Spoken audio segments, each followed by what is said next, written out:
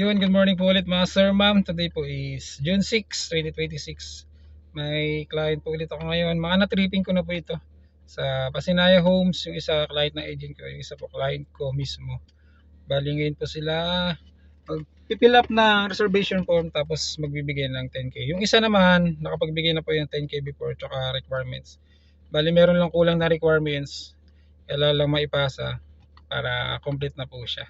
Nandun na po sila sa pick up point. Papunta na tayo doon. Samahan nyo ulit ako sa panibagong video, panibagong araw syempre, at panibagong blessings.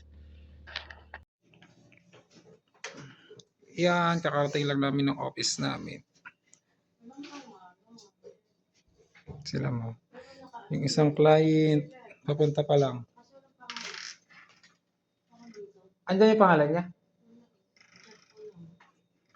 Ayan yata yun sa akin. Wait lang. Ayan, yun yung isang client natin. Nag-develop na po ng RA. Kasi na yung din.